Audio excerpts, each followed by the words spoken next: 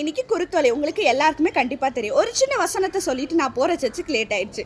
யோவான் 12:13 இப்படி சொல்லுகிறது, குருத்தோலைகளை பிடித்து கொண்டு அவருக்கு எதிர்கொண்டு போகும் புறப்பட்டு, ஓசன்னா கர்த்தருடைய நாமத்தினாலே வருகிற இஸ்ரவேலின் ராஜா ஸ்தோத்தரிக்கப்பட்டவர் என்று ஆர்ப்பரித்தார்கள். அந்த அதிகாரத்தில் 19ஆம் வசனம் இப்படி சொல்லுகிறது, அப்பொழுது பரிசேயர் ஒருவரை ஒருவர் நோக்கி, நீங்கள் செய்கிறதெல்லாம் வீண் என்று அறிகிறது இல்லையா அப்படின்னு சொல்லிட்டு சொல்கிறாங்க.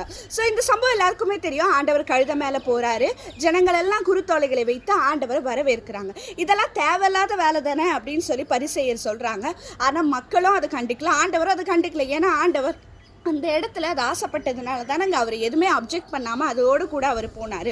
உங்களுக்கும் சொல்கிற, நிறைய பேர் உங்கள் வாழ்க்கையில் செய்த அற்புதங்களை வைத்து நீங்கள் ஆண்டவரை மகிமைப்படுத்தணும்னு நினைக்கும் போது, இதெல்லாம் எதுக்கு தேவையில்லாத வேலை, அதான் கிடச்சிச்சில போ வேலையை பார்த்துட்டு அப்படின்னு சொன்னாலும் அவங்க பேச்சை கேட்காதீங்க. ஆண்டவரை நீங்கள் மகிமைப்படுத்துங்க. நிறைய பேர் சொல்லுவாங்க தேவையில்லாத வேலை இதெல்லாம் அப்படின்னு சொன்னாலும் ஆண்டவரை மகிமைப்படுத்துறதுல எப்போவுமே குறைய வைக்காதீங்க. அதுவும் இல்லாமல் இந்த வீடியோ பார்க்குறவங்க நான் கிறிஸ்டின்ஸாக இருந்தால் இன்றைக்கி உங்களோட ஹார்ட்டில் ஆண்டவரை வரவைங்க. கண்டிப்பாக உங்கள் லைஃப்பில் இருக்க எல்லா பிரச்சனைகளும் என் ஆண்டவர் போக்க போதுமானவராக இருக்கிறார்.